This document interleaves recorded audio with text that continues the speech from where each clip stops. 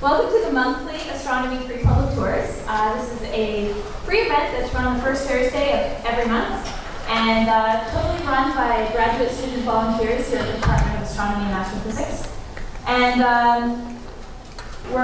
these tours are made possible by the generous support of the Dhamma Institute and also the Department of Astronomy and Astrophysics. So today, how things are going to proceed is that we're going to have a lecture, and it will be followed by a tour of our telescopes and planetarium shows for those of you who signed up for them. The meeting location and all the other information you need will be given to you after the talk, so please stick around to listen to that very important information. Okay, so our speaker today is Charles Zhu, who is a graduate student here at the University of Toronto in the Department of Astronomy and Astrophysics. He did his undergraduate degree at the University of British Columbia in Vancouver, and that's where he grew up. And now he studies merging white dwarfs with a professor here named Martin Van Kerkhove. And so without further ado, here's Charles Zhu to present to you Bombs in Space.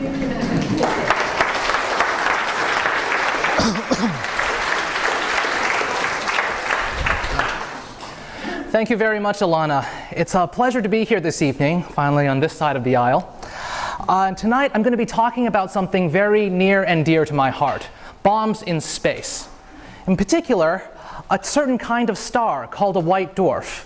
It turns out that certain white dwarfs will explode, destroying themselves and producing a tremendous explosion called a Type 1a supernova, which can be seen clear across the universe. Before I begin, I'd like to wish everyone a happy Independence Day. Don't kill me. I was put up to this, but anyway. As well as a belated Happy Canada Day. I hope that some of you managed to get out and enjoy one of the many grand fireworks displays we had on July the 1st. Just another reminder that explosions are everywhere in our lives. So I was very tempted to try to equate the light show that we make with fireworks here on Earth with the celestial light show in the night sky. But it turns out that there's another man-made device that much closer approximates the explosions I'll be talking about. And that's a thermonuclear bomb, or a hydrogen bomb.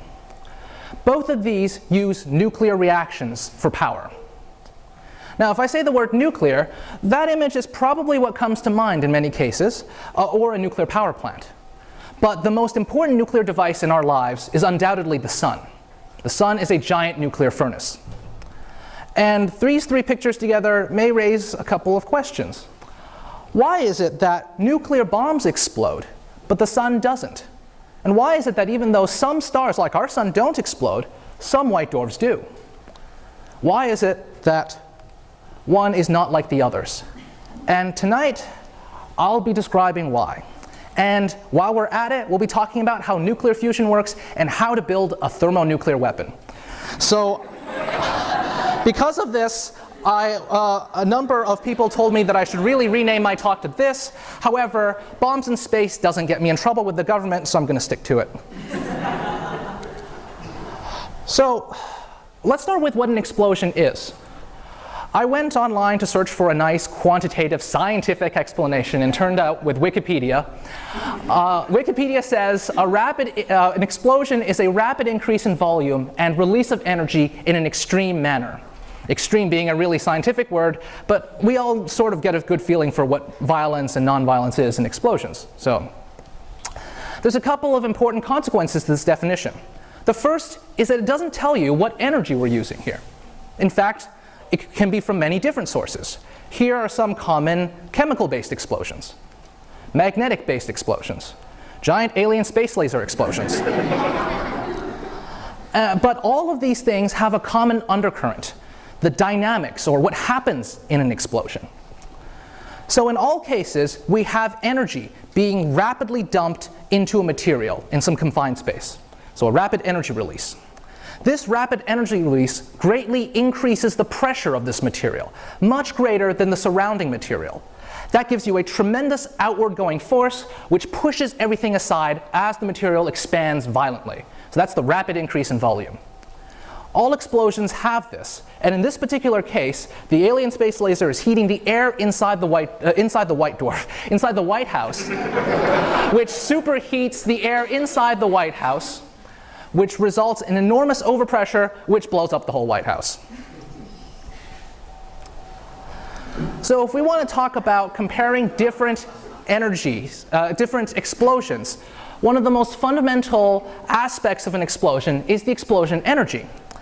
And the measurement that you might hear a lot on TV is something called a ton of TNT.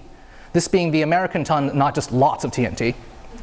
And this may sound like a mass, actually, but in fact, it is defined as a unit of energy, which is reasonably similar to what you'd get if you went outside and took a ton of TNT and actually blew it up.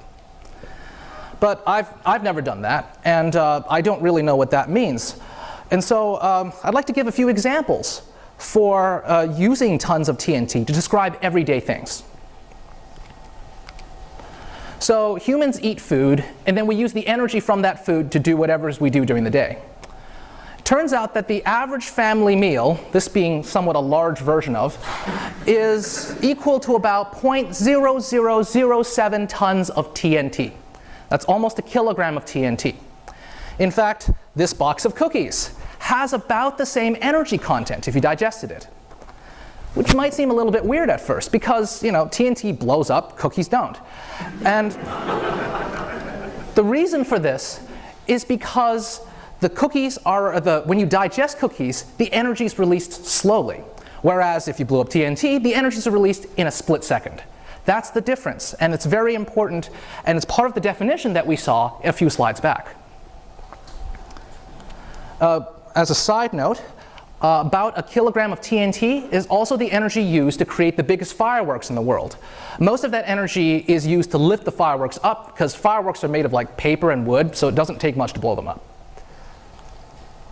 Going off to 1 ton of TNT, back to our previous unit of energy. If we reverse the equation that we had before, we get that 1 ton of TNT is about equal to 1,400 meals.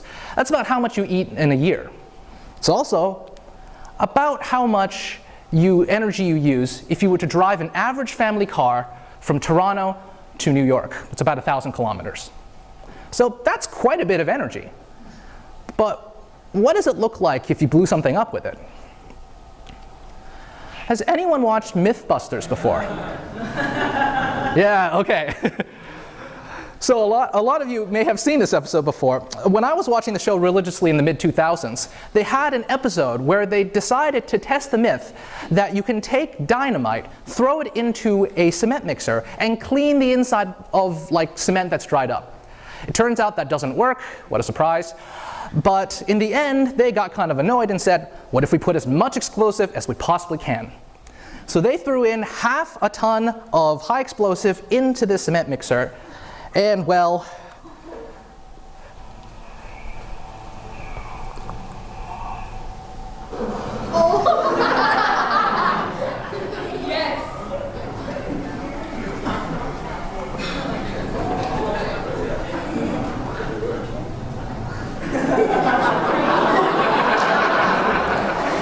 in case anyone is wondering, this is about the same amount of energy released when a cruise missile hits its target. So we're getting to military-grade hardware here. But the most destructive devices ever created in human history are much, much more powerful than this.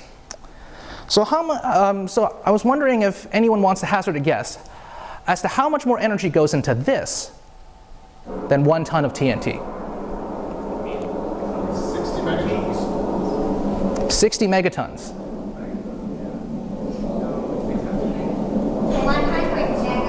100 megatons.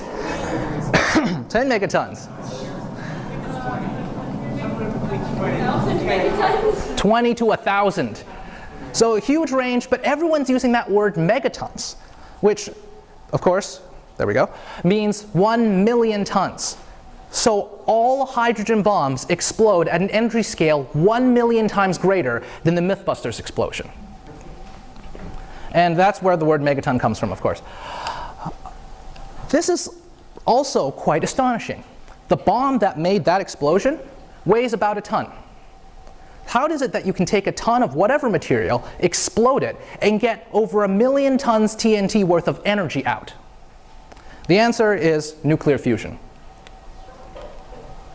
So here is our standard high school picture of the atom. And here are the electrons, and in the center, this glob of protons, positively charged, and neutrons, negatively charged, constitutes the nucleus. Whenever we talk about nuclear reactions, we're talking about just the nucleus. We don't care about the electrons going around it. Now, there's two basic reactions that we can think of. The first is called fusion. This is where you take two nuclei, and they come together, and they form a bigger nucleus. The second is called fission, and this is where you take a big nucleus and you split it into pieces. It turns out that our nuclear bombs on Earth work using both principles. There are bombs that use uranium that work on fission, and the hydrogen bombs, or thermonuclear bombs I was talking about earlier, run on fusion. This is also the fundamental reaction inside stars, and this is what I'll be talking about for the rest of the evening. So let's say you wanted to build your own nuclear bomb for whatever reason. What's the reaction that you would use? Well, if you were building a fusion bomb, you would take hydrogen and use this reaction, where two hydrogen nuclei come together, fuse, and turn into a helium nucleus and a free neutron. You can draw it in colorful cartoon style, or you can write the slightly more scientific equation upstairs. This gives an enormous amount of energy. And it comes from an interesting source. If you were to take a really good scale and weigh the left side and then weigh the right side, you'd find that the mass of the two hydrogen nuclei is slightly greater than the mass of the helium nucleus plus the neutron. This change in mass, this deficit of mass was mass that got turned into energy. And we calculate the amount of energy generated using Einstein's most famous equation ever. E is equal to mc squared, which is also can be written as energy is equal to the mass times the square of the speed of light. The speed of light is a huge number, and the square root of the speed of light is a really huge number. And so even if you had a little change in mass, you can get an enormous amount of energy out. If you do all the calculations, you can find that if you took about a ton of hydrogen and you fused it into helium, you would get tens of megatons of energy out, exactly as nuclear bombs do. So, fusion has been touted as that which would save us from climate change. It's a source of limitless free energy. Why haven't we done it yet? Why can we only do this in bombs? And why was it even so hard to make a bomb? Now, there's a very simple answer. Like charges repel. The hydrogen nuclei each contain a proton. Protons are positively charged, and positive charges don't like each other and will repel each other. This makes it so that if you had just a box of hydrogen under room temperature, the chances that two hydrogen nuclei can come together and get so close as to start fusion is nearly non-existent, which is why nuclear fusion doesn't happen on the tabletop. How do you get it to do that? There's two fundamental methods that you'll see again and again throughout the talk. The first is to increase the density by like a lot. This makes it so that there's so many neighbors around a single hydrogen nucleus that the number of close passes just has to be greater and greater. Eventually, you get a fusion reaction, and this is one way to start fusion. Although it turns out it takes a lot of density to do that.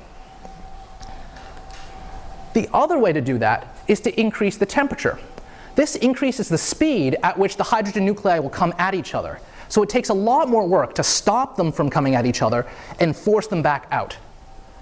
And so the more temperature you can get, the faster these hydrogen nuclei go, and the harder it is to stop them from coming together and fusing. Temperature is a great way of getting nuclear fusion to start.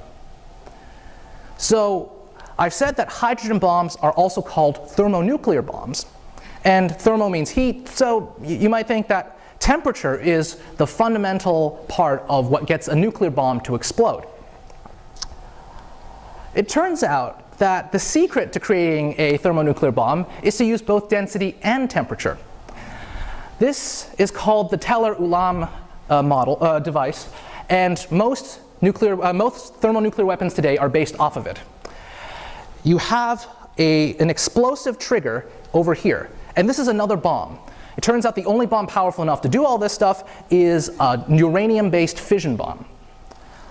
Over here, you have your hydrogen fuel, and over here, you have your top secret military stuff, a container that wraps around this whole thing.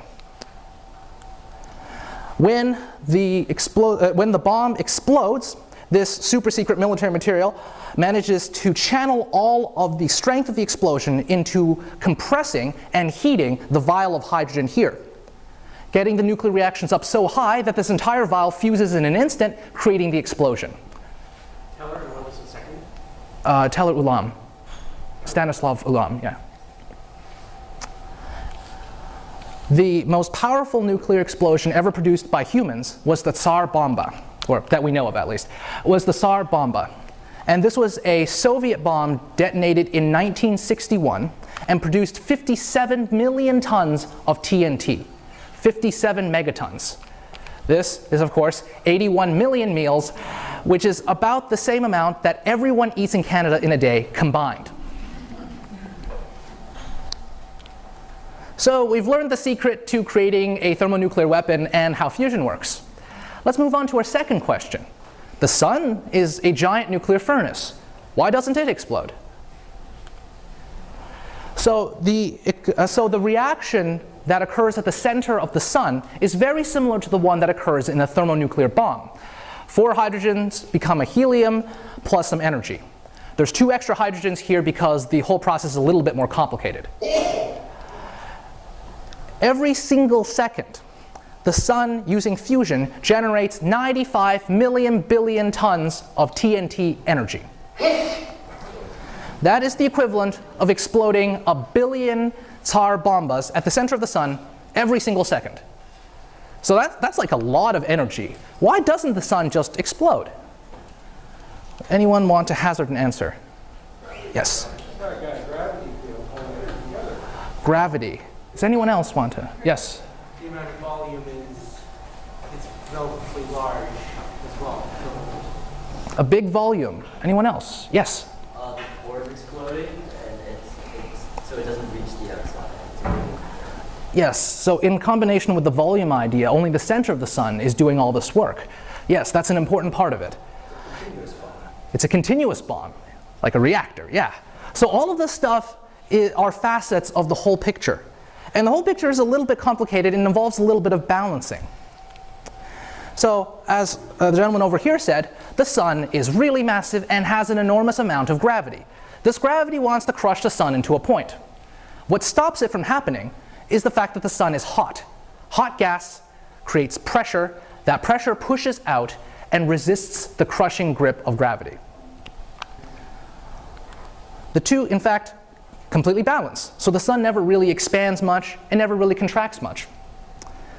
But as anyone who's ever worked with metal or watched people work with metal on television knows, if you heat something up enough, it starts to glow red hot.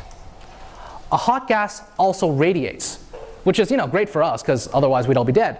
But for the sun, it means a loss of energy because it's turning all that energy into light and radiating it away into space.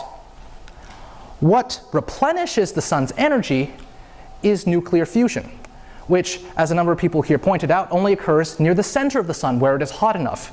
That energy then travels outward very slowly until it reaches the surface.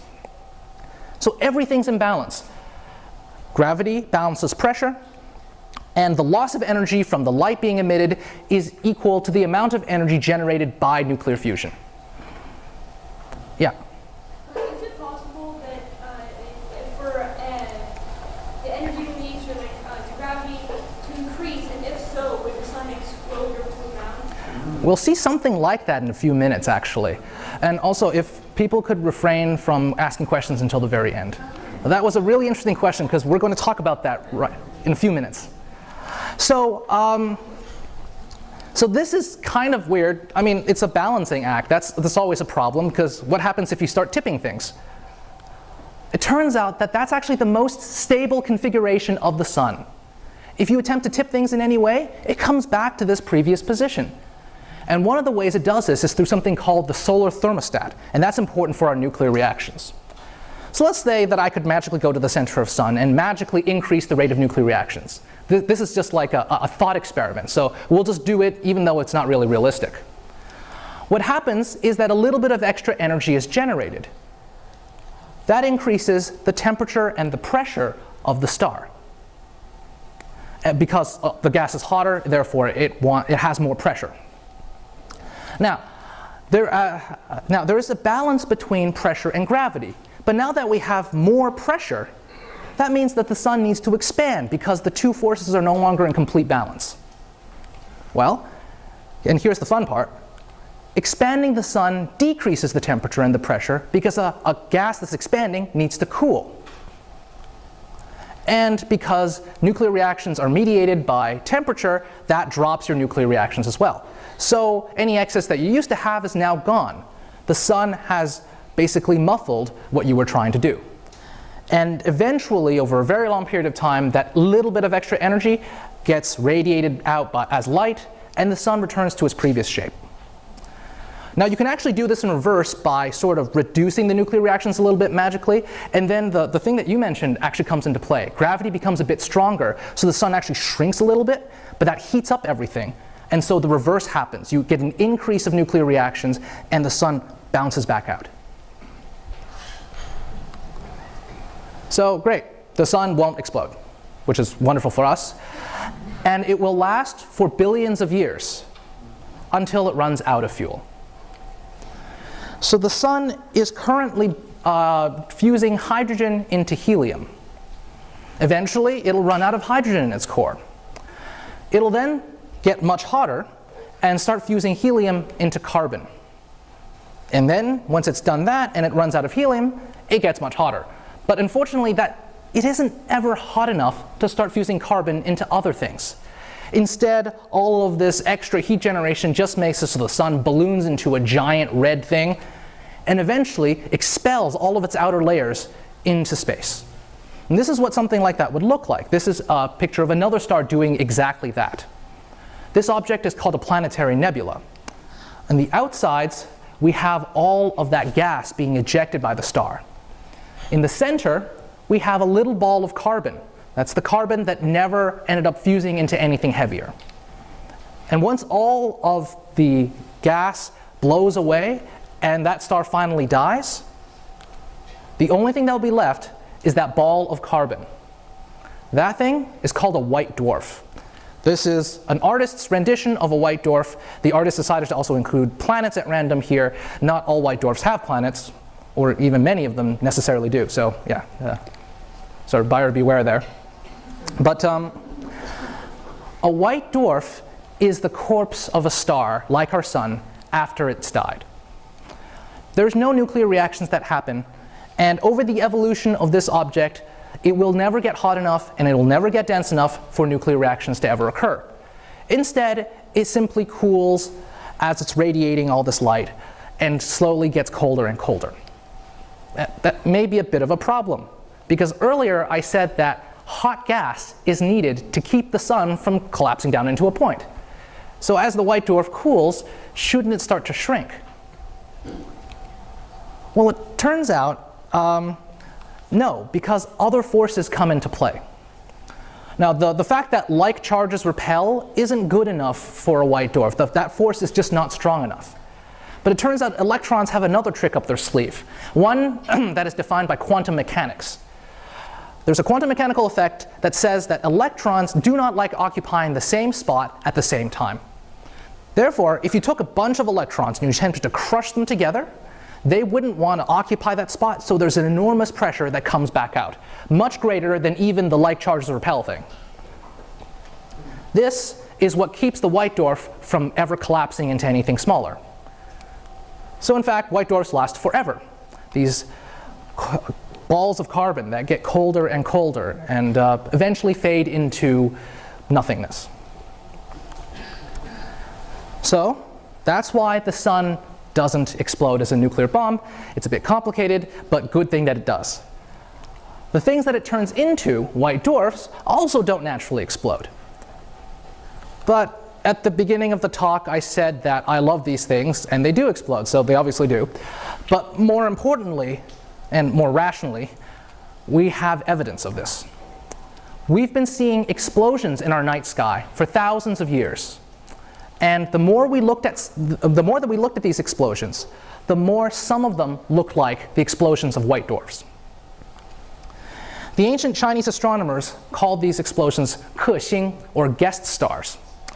And these are stars that would be very bright, almost as bright as the planets, and would suddenly appear out of nowhere, and then fade away over the course of weeks.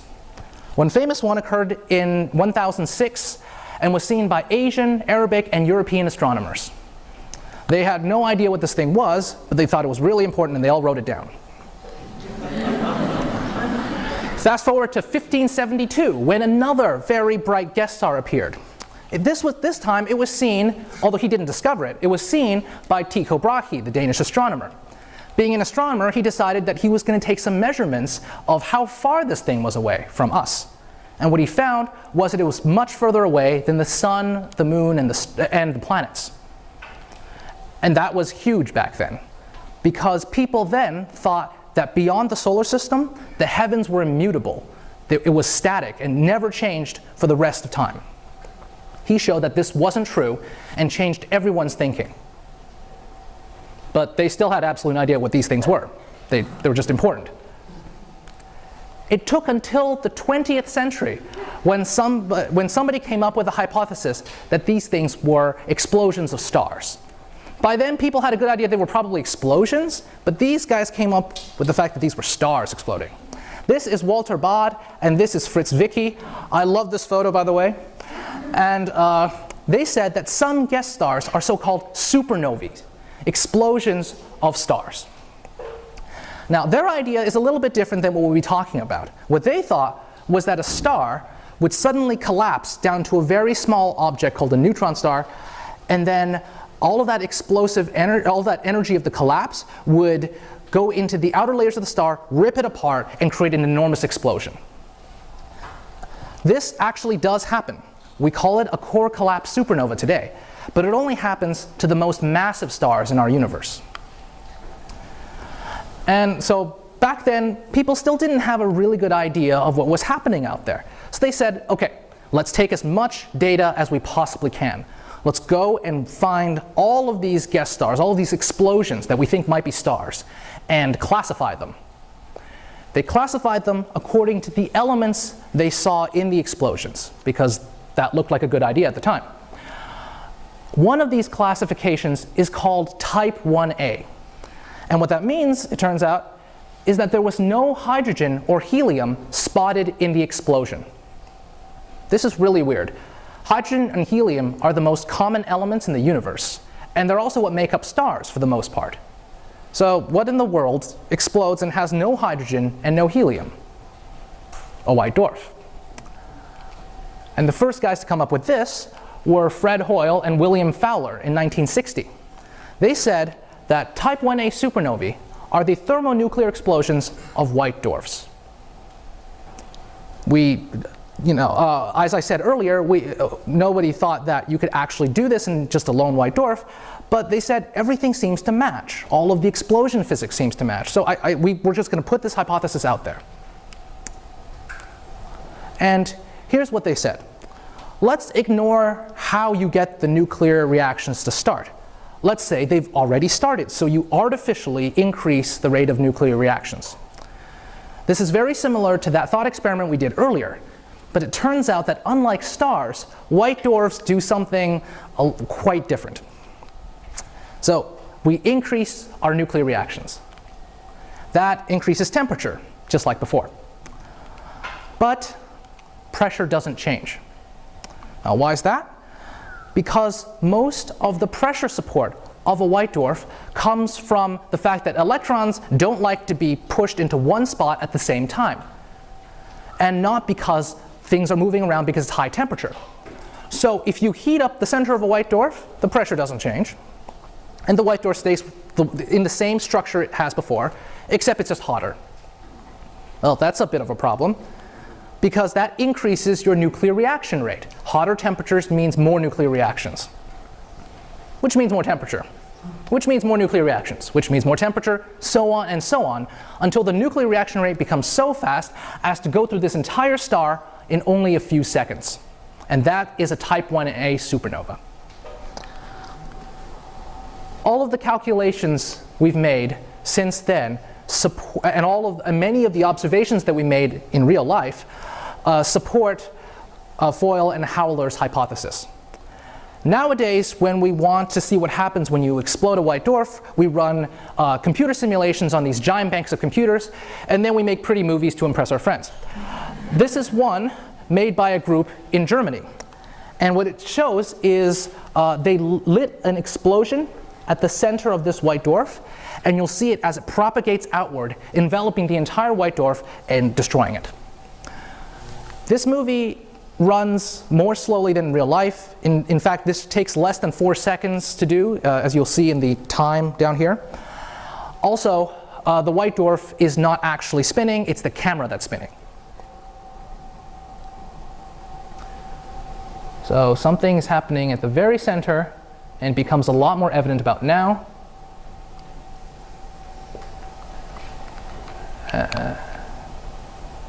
And now you have this super hot ball of stuff that gets blown away about now. And blown away is a good description because, in fact, the speeds at which these things are ejected from the explosion is about 10% the speed of light. This is a ridiculously powerful explosion. This is also a fusion-based explosion. The power source is the nuclear fusion. So in fact, carbon is being fused into heavier and heavier elements, starting with things like silicon and magnesium and going all the way up to iron. This is the energy scale of a type 1a supernova. That is 24 million billion tons of TNT. That's 24 with 33 zeros at the end, and why scientists like to use scientific notation. And this is, I mean, it's unimaginable, this amount of energy, because there's nothing like it on Earth, and even the sun doesn't compare. In fact, this explosion, even though it takes place over a few seconds, releases so much energy that that super hot expanding ball of gas, that takes years to cool down. And this is why guest stars could be seen for weeks on end, and why our telescopes nowadays can track type 1a supernovae for more than a year. Now, I think the best way of describing the scale of this explosion is with this wonderful picture. I love this picture. Here is a type 1a supernova. Here is a galaxy. And the two of them are roughly the same distance. At the brightest the supernova ever gets, it emits the light of 4 billion suns. By comparison, the galaxy also emits a couple billion suns. So this single corpse of a star that came from a star that's not much more massive than our own sun, very briefly outshines an entire galaxy. Eventually, that explosion spreads that material that was fused out into interstellar space. Excuse me. And that stuff wanders around for a long time until it eventually finds its way into other objects. In many cases, other stars. In some cases, other planets. Type 1a supernovae are the most important source, basically the biggest source of iron in our universe. And so on Earth, all of the iron, from the steel in our ships and our bridges to the hemoglobin in our blood, comes from the most powerful nuclear bombs in the universe. So that's a great picture and all that, and all of the evidence seems to fit in. But there's one lingering problem. We neglected how to start these reactions. And this is where the trigger comes in. How do you get nuclear reactions to start in a white dwarf when they don't naturally do it themselves? Well, you know, if you can't do something yourself, get a friend to do it for you. It turns out the answer is another star. But exactly how that works is a question of current research. Now, we know that we're going to have to use either density or temperature. Those are our old adages for getting nuclear reactions to happen faster. But there are two leading hypotheses for exactly how you can have another star induce nuclear reactions inside the white dwarf. Here's the first. This itty bitty thing here, that's a white dwarf. This somewhat larger thing here is a star like our sun. And they have a very close relationship. So close that the gravity from the white dwarf, whoops, oh, gave away the punchline there. The gravity from the white dwarf begins to pull material away from the other star in a streamer. There we go. And this can actually occur over a very long period of time. What this effectively does is it piles mass on top of the white dwarf. So the white dwarf sees more and more stuff on top of it, it gets heavier and heavier, and its density has to increase more and more in order to generate enough pressure to hold itself together against collapse. Eventually the densities get high enough that the whole thing explodes, because nuclear reactions start. This is the second hypothesis, the competing one. And this is a simulation that I did where we have two white dwarfs. This guy and this guy have about the same mass, and they have a very close relationship. They orbit each other like that. This interaction, turns out, is a lot more violent than sort of the gentle mixing that we had before. In this case, the two stars destroy each other in what's called a merger. And during the merger, you'll see the temperatures, indicated by color here, get really high, or in this case, really red.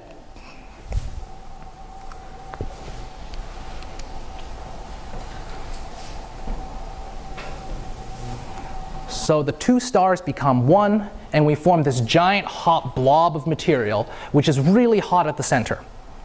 So hot that we might be able to trigger nuclear reactions. So here, we're using temperature to start our nuclear reactions, and we hope that that is what causes the explosion. So, who's right? Well, so far, we're not sure. Turns out that both of these pictures have their own problems. In the case of too dense, the reigning problem is that there doesn't look like there's enough of these systems out there. If we look through a telescope, we just can't find enough of them to explain the rate of type 1a supernovae. In the case of too hot, it might not work. Computer simulations have shown that it is tricky to get these white dwarfs to become hot enough during or after the merger in order to start nuclear reactions at the right spots. And so this is a topic of intense current research. I'm working on the too hot. Another graduate student here is actually working on the too dense. And a lot of people around the world are working on this and quite often bicker at each other about who's right. But that's science for you. And that is the hope, that we're progressing towards something, a definite answer, very, very rapidly. And it is my hope that within the next 10 years or so, we'll finally have a definitive answer. And we'll be able to tell you what the trigger is for these bombs in space. Thank you, everyone, for listening, and have a wonderful evening.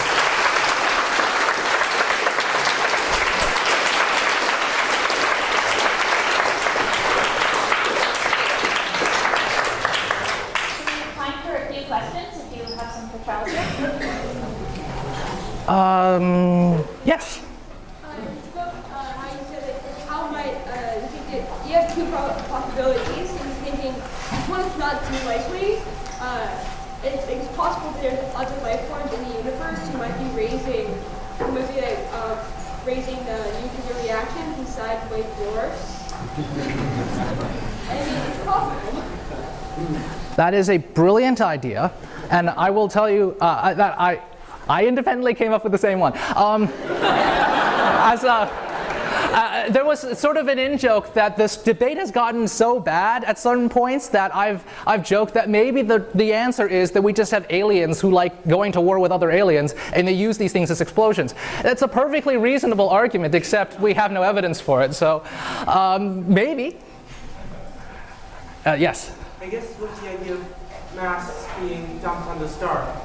would that actually create a hydrogen signature as well? Because most of the stars would have hydrogen on outer layers, regardless of age. Yeah, absolutely. So what happens during that process, which is called accretion, is that this hydrogen-rich material comes onto the white dwarf. And in order to get it not to just sit there and stay as hydrogen, you need to actually start nuclear fusion at the surface. Except this nuclear fusion is a little bit more like the nuclear fusion in the sun. It's stable. And so it turns into helium, and then helium turns into carbon.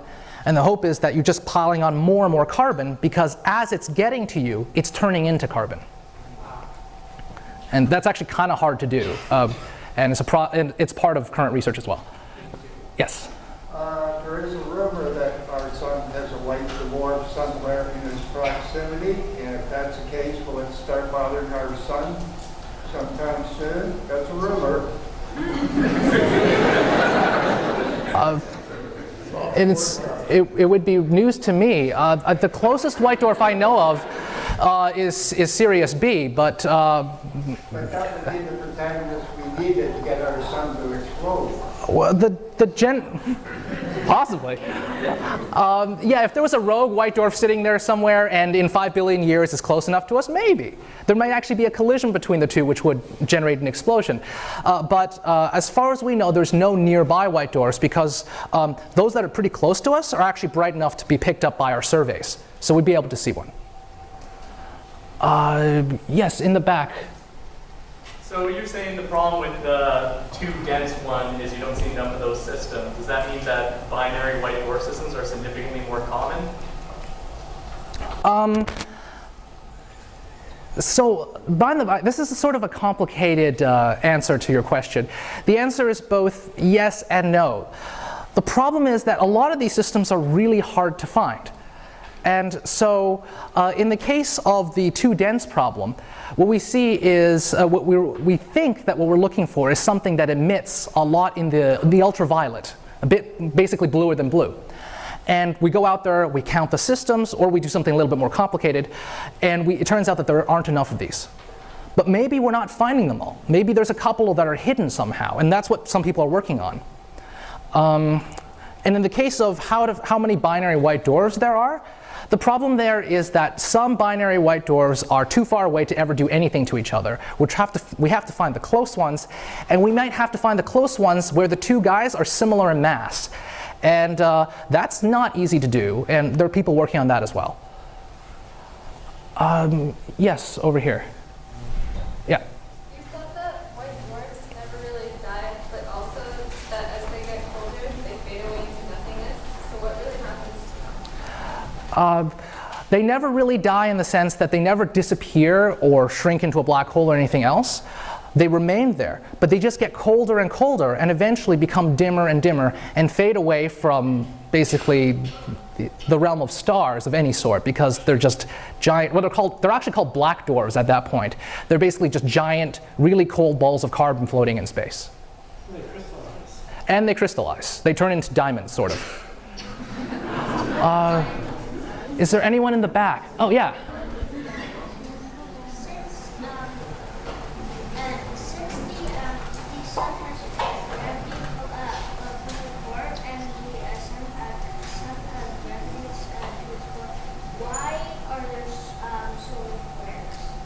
Oh, excellent question.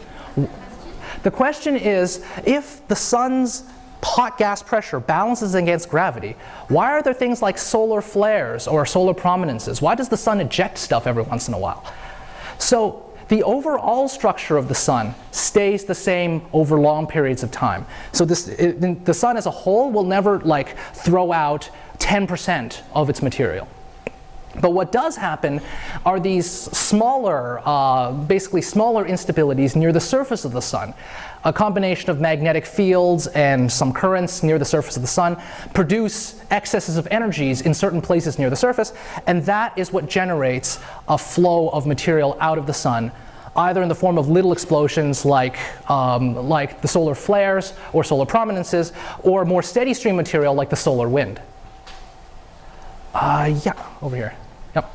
What you said about the white dwarf couples, there are more of them than the white dwarf and star couples, but it's not that big for the two white dwarfs to merge and explode, is it possible that just over the millions and billions of years, eventually the odds will have it that they blow up, and that's what causes the 1A supernovas? I'm not sure I understood the question. So you're saying that just probability speaking that a single white dwarf would eventually explode? No, two white dwarfs. They said it's not likely that they will explode, but there's more of them. Uh-huh. I'm saying the probability might say that eventually they'll explode. So it isn't exactly obvious if there's actually more of the double white dwarfs that could lead to an explosion. There's a lot of double white dwarfs out there, but not all of them could lead to an explosion. So the probability is tricky, and there's a lot of people working on something called population synthesis, which is a complicated word meaning we do a lot of calculations to figure out what happens to pairs of stars and single stars. And they try to figure out these sorts of probabilities, and they disagree with each other a lot. So it's a complicated problem. How many more? Okay, over here. What happens if the carbon fuses near the end of the life of the sun? So what happens if in the evolution of the sun we have fusion of carbon? So there are stars out there, very massive stars, where you can actually fuse carbon into heavier elements even though there's still hydrogen on top of it, so it still looks like a star. These are the massive stars that eventually explode as core collapse supernovae. They turn into neutron stars. Yeah. Over here. So I understood why white dwarfs couldn't get smaller, but I didn't really follow why, if they got hotter, why it couldn't expand white dwarfs. So the two are actually very closely related, because both of them rely on the fact that a white dwarf is not held up by gas pressure. It's held up by the word called degeneracy pressure, which is that quantum mechanical effect I was talking about earlier, where if you take a bunch of electrons and you try to push them together, they don't want to stay in the same spot at once, so they push back. So if all of the pressure is generated by this form of pressure, this electron pressure, then if you start heating the star, it doesn't contribute much to the total pressure. And so the star doesn't actually expand and cool down, instead retains all of its heat. But couldn't it? Why couldn't it expand? Because the electrons are pushing away from themselves. And then why couldn't it expand and stabilize the stars? So basically the hot gas provides, so let's say that you start heating a white dwarf, right? So the the gas is now a little bit hotter, but most of the reason why it's being held up by anything is because of this electron pressure. Now, the hot gas contributes a little bit of the pressure, but very little. So if you heat it up more and more, it only expands a tiny amount. Okay. And then it basically makes it so that you can't cool off to the same degree as the sun would. Now, eventually you can heat it up so much that it does start expanding quite a bit because gas pressure becomes important, but by then you already explode, so it's not a big problem. Yeah.